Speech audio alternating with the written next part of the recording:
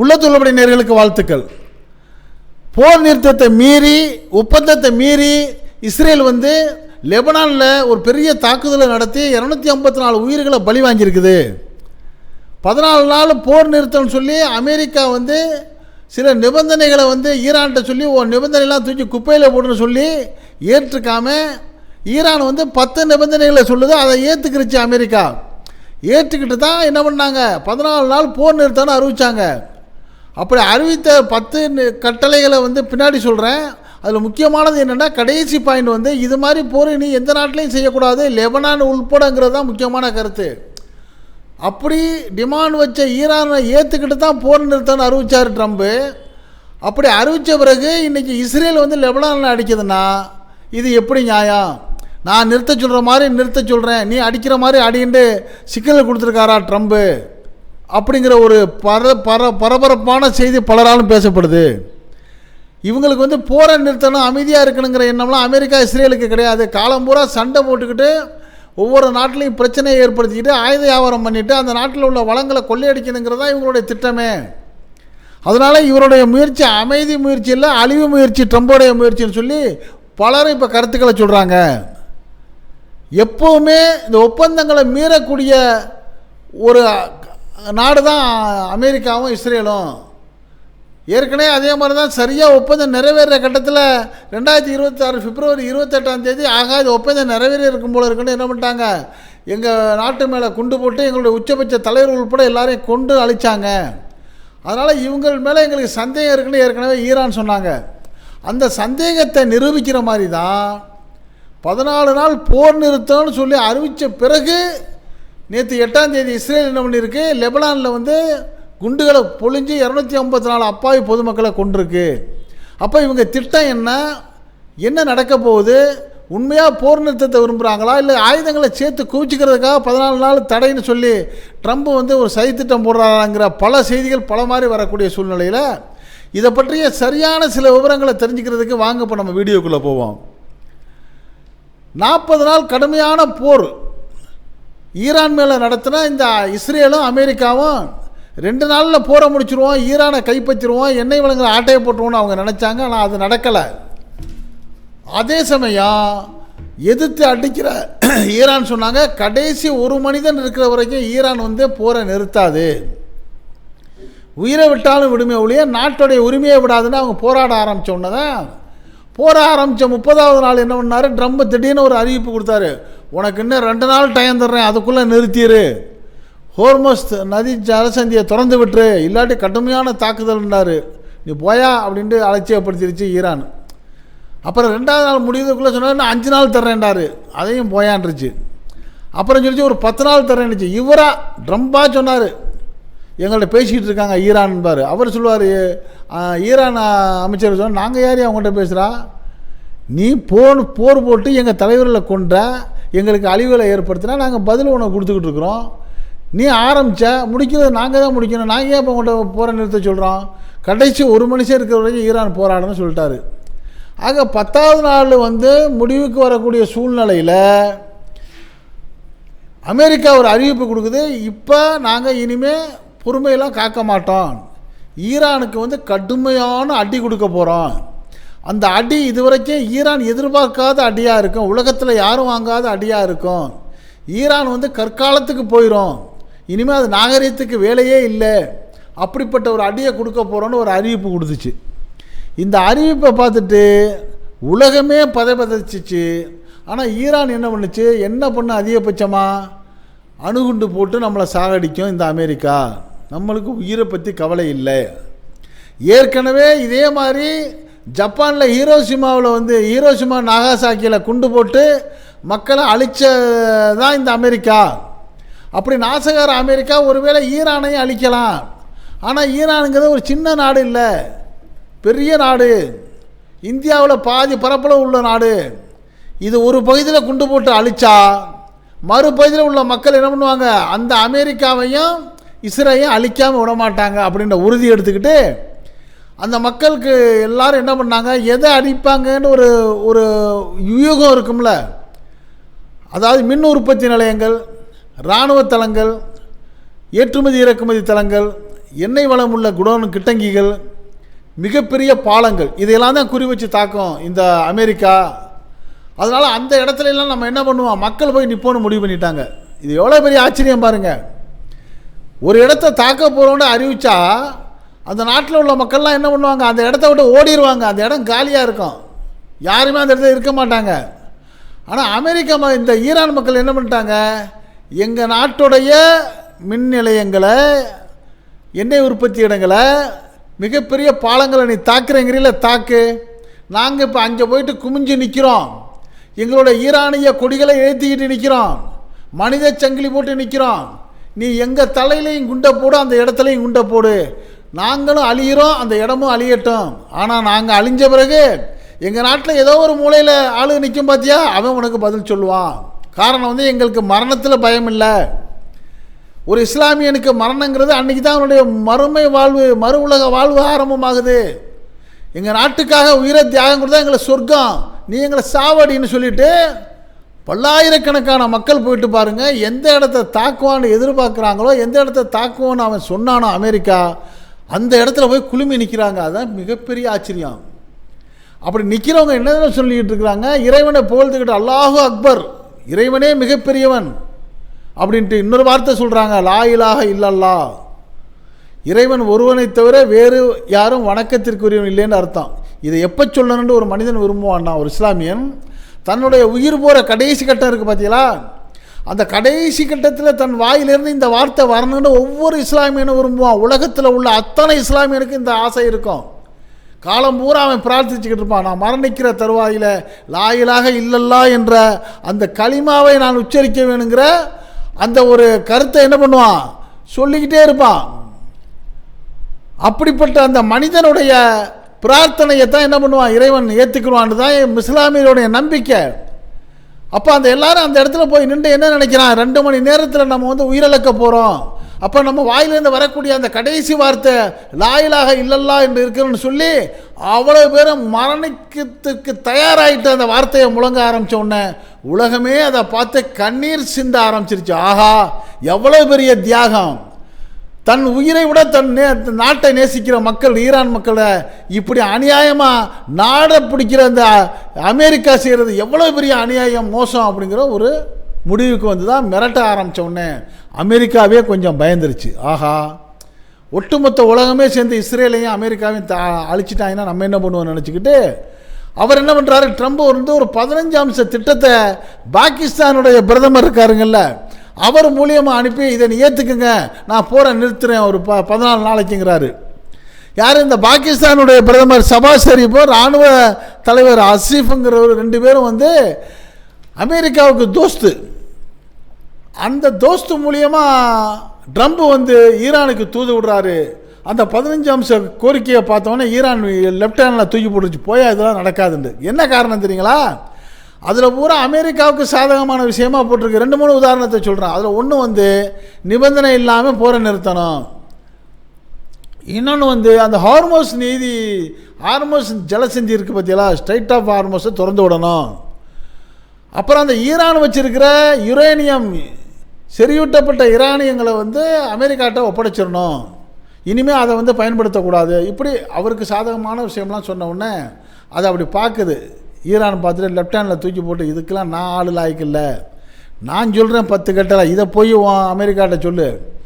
அதுக்கு அவர் உடன்பட்டார்னா உட்காந்து பேசுவோம், போர் நிறுத்தம் பண்ணுவோம் அப்படின்னு சொல்லி அது ஒரு 10 கட்டளையை சொல்லுது.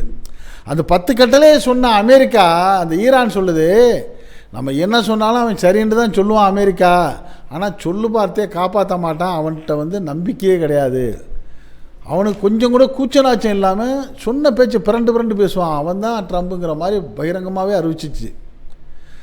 அந்த 10 கட்டளையில் கொண்டு வந்து பாகிஸ்தான் வந்து அமெரிக்க அதிபர்கிட்ட கொடுக்குது. அதை பார்த்த உடனே அமெரிக்க அதிபர் ஏற்றுக்கிட்ட, ஏன்னா எப்படியாவது இதை போரை வந்து கொஞ்சம் நிறுத்தணும், அவருக்கு நிறுத்தணுங்கிறது நோக்கமா இல்லை ஒரு 10-15 நாளை கடத்திட்டு காலியாக போன தளவாடங்களை சேர்க்கறதுக்காக பிளானான்னு தெரியலை.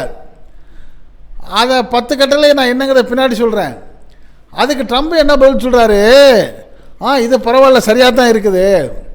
we received a 10-point proposal from Iran. யார், ட்ரம்ப் வந்து சோசியல் மீடியாவில் ஒரு போஸ்ட் போடுறாரு. இந்த ஈரான்டேருந்து வந்த 10 கட்டளையை வாங்கி பார்த்துட்டு, we received 10-point proposal from Iran, believe it is a worthable basic on which to negotiate அப்படின்ட்டு ட்ரம்ப் தெரிவிக்கிறார். அப்போ என்ன சொல்கிறாரு? ஈரான் கொடுத்துள்ள 10 அம்ச திட்டம் கிடைக்கப்பெற்றேன், அவைகள் தகுதியானது, அடிப்படையானது, நியாயமானது தான், செயல்படுத்தக்கூடிய வகையில் உள்ளது தான், இருந்தாலும் சற்று ஏறக்குறைய சரி செய்து கொள்ளலாம் அப்படிங்கிற நம்பிக்கையை தெரிவிக்கிறாரு. அப்போ ஈரான் சொல்லுது, பரவாயில்லையே, கொஞ்சம் மனுஷனுக்கு அறிவு வந்திருக்கும் பொழுது தான் நினைப்பாங்க, உலக நாடுகளும் நம்புகிறாங்க. அப்போ ஈரான் சொல்லுது, சரி அப்போ நம்ம 10 கட்டளையில் வந்து நம்ம ஏற்றுக்கியாங்க. அந்த 10 கட்டளை கடைசி கட்டளை என்ன தெரியுங்கள்ல, இது போல் போர் எங்கேயுமே நடத்தக்கூடாது, குறிப்பாக எல்லா இடத்துலையும் போரை நிறுத்தணும், இன்க்ளூடிங் லெபனான் குறிப்பிட்டிருக்காங்க. அப்போ அந்த 10 கட்டளை என்னங்கிற சொல்லிட்டு அடுத்தாப்பில் போவோம். அந்த ஈரான் கொடுத்த 10 கட்டளையில் ஒன்று, இது போன்ற தன்முனைப்பான ஒரு போரை அமெரிக்கா இனி எங்கேயுமே செய்யக்கூடாது, நான் அக்ரெசிவேஷன். 2, ஹார்மோஸ் முனையத்தை இனிமேலும் ஈரான் தான் வச்சுருக்கோம், நாங்கள் தான் கட்டுப்படுத்துவோம். 3, யுரேனியம் என்ரிச்மெண்ட் வகையை நாங்களே கையாளுவோம், அதில் அமெரிக்கா தலையிடக்கூடாது. 4, லிஃப்டிங் ஆல் பிரைமரி சாங்ஷன், அதாவது ஈரான் மீது விதிக்கப்பட்டுள்ள பொருளாதார தடை அனைத்தையும் நீக்கணும். 5, முதன்மையான பொருளாதார தடை மட்டும் இல்லாமல் அடுத்த கட்ட பொருளாதார அனைத்தையும் நீக்கணும்.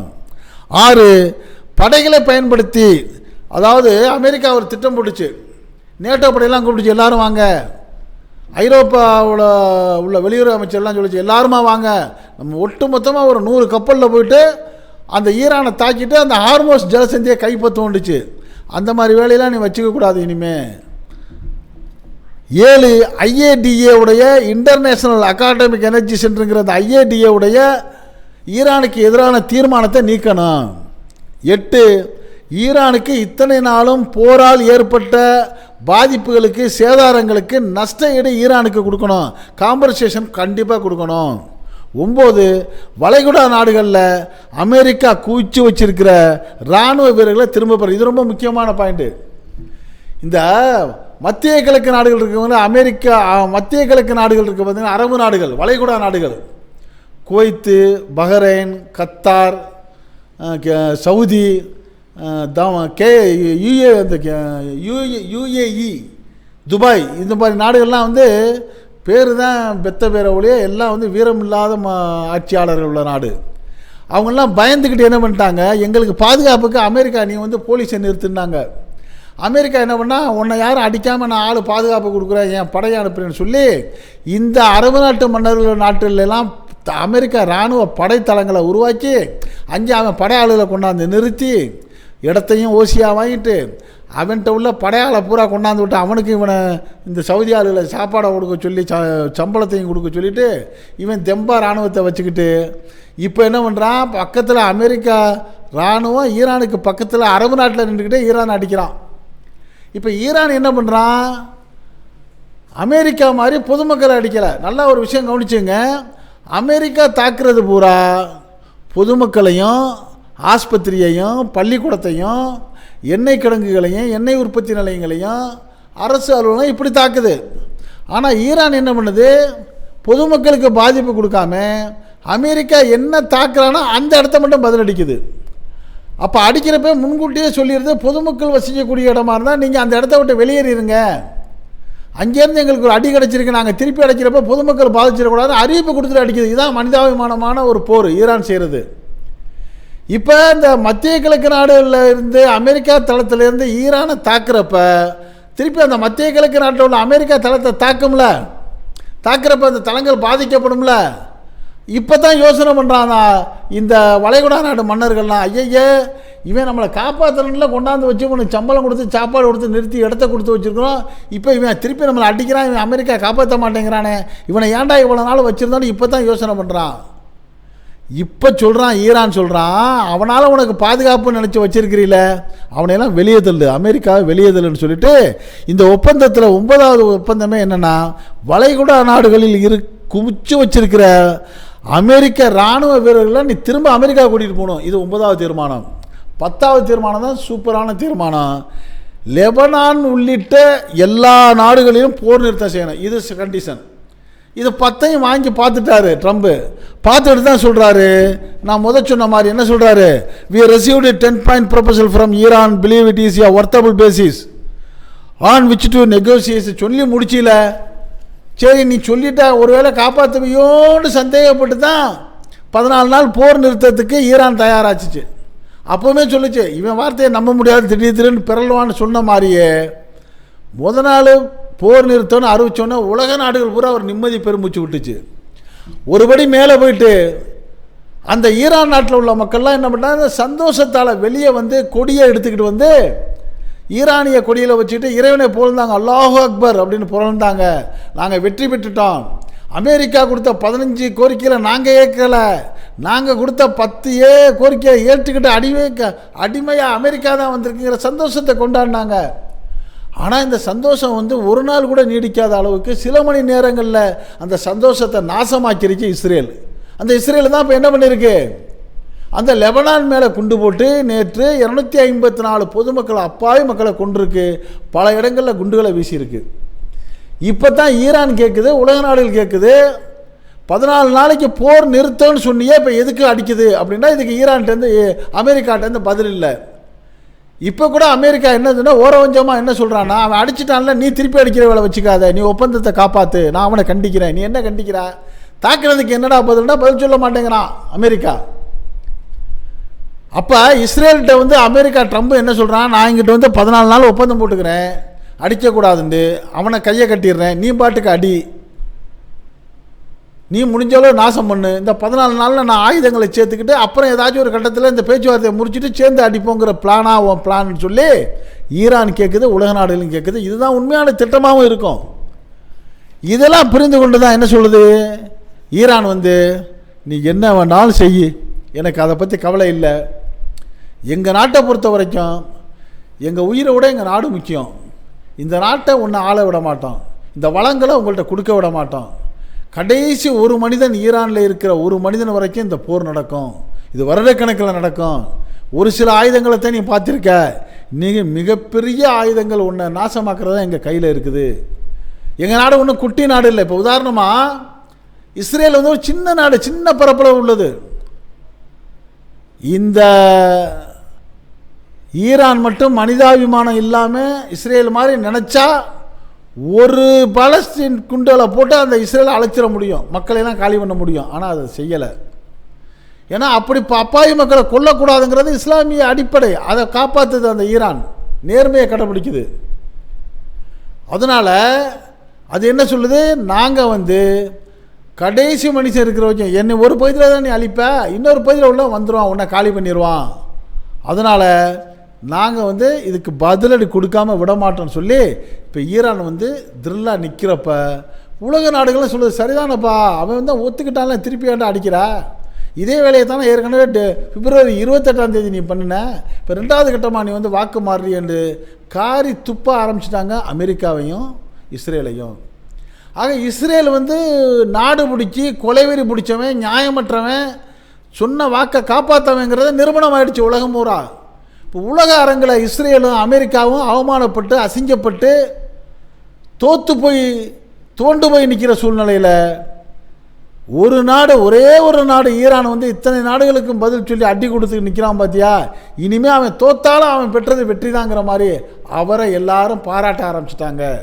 ஆக எதிர்காலத்தில் வந்து இந்த உலகத்தில் ஒரு வல்லரசு நாடுன்னு இதுவரைக்கும் அமெரிக்காவை சொன்னது மாறி இனிமே வந்து ஈரானை சொல்லக்கூடிய நிலை கூட வரலாங்கிற அளவுக்கு அங்கே வந்து ஒரு வித்தியாசமான சிறப்பான ஒரு பேச்சு வந்து வர ஆரம்பிச்சிருச்சு. பலரும் என்ன சொல்கிறாங்கன்னா, இந்த அயத்துல்லா அலி கொமைனி இருக்கார்ல, அவர் வந்து இறந்தும் சிறப்பாக ஆட்சி நடத்திக்கிட்டு இருக்காரு. அவர் இறந்துட்டார், இறந்த பிறகும் ஈரானை சிறப்பாக வழிநடத்தி வெற்றி கொண்டு ஆட்சி நடத்துகிறாரு. இந்த அமெரிக்காவும் இஸ்ரேலும், இஸ்ரேலில் நெதன்யாகு உயிரோடு இருக்கான், அமெரிக்காவில் ட்ரம்ப் உயிரோடு இருக்கார், உசுரோடு இருந்தால் அவங்க நேர்மையாக ஆட்சி நடத்த முடியல, தோல்வியை நோக்கி போகிறாங்கங்கிற கருத்து பரவலாக உலகம் முழுக்க பேசப்படுது. இந்த போரை ஆரம்பித்து ஈரானுக்கு பலகீனத்தை ஏற்படுத்தலான்னு சொன்ன அமெரிக்கா உண்மையிலே இப்போ பலத்தை அதிகமாக்கி விட்டுருக்கு. எப்படி? ஈரான் வந்து ஏற்கனவே உள்ள பேச்சில் விட இந்த யுரேனியத்தை வந்து என்ரிச் பண்ணுறதை கட்டுப்படுறேன்னு ஒத்துக்கிடுச்சு. ஆனால் இப்போ அதெல்லாம் முடியாது, நான் இஷ்டப்படி வச்சுக்குவேன். ஆனால் நான் மக்களை கொள்றதுக்கு அதை பயன்படுத்த மாட்டேன். நாங்கள் வந்து மின்சாரம் மின்னணு போன்றதுக்கு நாங்கள் பயன்படுத்துவோம், ஆக்க சக்திகளுக்கு பயன்படுத்துவோம், அது எங்கள் உரிமைன்றுச்சு. ஒன்றாவது விஷயம் முன்னேறிடுச்சா. ரெண்டாவது விஷயம், இந்த ஹார்மோஸ் ஜலசந்தியை இவ்வளோ நாள் ஃப்ரீயாக தான் அதை விட்டுக்கிட்டு இருந்துச்சு. இப்போ இந்த போருக்கு பிறகு என்ன சொல்லிச்சு, இனிமேல் அது ஃப்ரீ கிடையாதுப்பா, அந்த வழியாக வந்தால் நான் கட்டணம் போடுவேன், லட்சக்கணக்கான மில்லியன் டாலர்கள் நீ பணத்தை கட்டி கொடுத்தா என் நாட்டு வழியாக போகணும், அந்த பணத்தை பூரா வாங்கி நான் மட்டும் வச்சுக்க மாட்டேன். அந்த ஜலசந்தி வந்து 2 நாடுகளுக்கு சொந்தமாக இருக்குது. ஒரு பக்கம் வந்து ஈரான், இன்னொரு பக்கம் வந்து ஓமன். அப்போ அந்த ஓமனுக்கு நான் அதில் காசு கொடுப்பேன். நாங்கள் 2 நாடு தான் சொந்தக்காரன் அந்த ஜலசந்திக்கு, அதை வச்சு எங்கள் நாட்டை நாங்கள் முன்னேற்பாடுவோம். இப்போ பாரு, இது ஒரு ப்ளஸ் பாயிண்ட் ஆயிடுச்சு ஈரானுக்கு. ஆக இனிமேல் தன்னாட்சி உரிமையை அது வந்து அங்கீகரிக்கணுங்குது, யுரேனியத்தை வச்சுக்கிறதுக்கு அங்கீகரிக்கணுங்குது, ஹார்மோஸ் ஜலசந்தியை வந்து நான் வந்து இனிமேல் நான் ஆப்ரேட் பண்ணுவேங்குது. என்னுடைய லாஸுக்கெல்லாம் நீ வந்து என்ன செய்யணும், காம்பன்சேஷன் கொடுக்கணும்னு சொல்லி இப்படி பல விதத்தில் ஈரானை வந்து முன்னுக்கு போகிற சூழ்நிலையை தெரியாத்தனமாக உருவாக்கி விட்டுட்டு முழிச்சுக்கிட்டு விழிச்சுக்கிட்டு எப்படா தப்பிக்கிறது இருக்கிறாரு ட்ரம்புன்னு சொல்லி அவரை ரொம்ப அதாவது அருவருப்பாக எல்லாரும் பார்க்குறாங்க. அவரை வந்து ஒரு பெரிய கோமாளித்தனமான ஆள்னு சொல்லி விமர்சனம் பண்ணி கருத்துக்களை சொல்கிறாங்க. இது பற்றிய உங்களுடைய கருத்துக்களை நீங்கள் இதை உள்ளத்தோடு கமெண்ட் பாக்ஸில் கமெண்ட்ஸ் பண்ணுங்கள். இந்த செய்தி பிடிச்சிருந்தா இதுக்கு ஒரு லைக் கொடுங்க. இதே போன்ற அரசியல் செய்திகள், போர் செய்திகள், உலக நடப்புகள், நாட்டில் 4 பக்கம், உலகத்தில் 4 பக்கம் நடக்கக்கூடியதை அவங்க வீட்டுக்குள்ளே 4 சுவர்களுக்குள்ளே அப்படியே கொண்டு வந்து சேர்க்கக்கூடிய நம்ம உள்ளத்தோடு சேனலுக்கு இதுவரை சப்ஸ்கிரைப் பண்ணாதவங்க சப்ஸ்கிரைப் பண்ணுங்கள். மறக்காமல் பக்கத்தில் இருக்க பெல்லைக்கானை கிளிக் பண்ணுங்கள். அப்போ தான் நம்ம போடக்கூடிய ஒவ்வொரு செய்தியும் உங்கள் நோட்டிஃபிகேஷன் காட்டும். நீங்கள் விரும்பியதை பார்க்கலாம். என்றும் இணைந்திருப்போம். உங்கள் நண்பன் அஷ்ரஃப் அலி. நன்றி, வாழ்த்துக்கள்.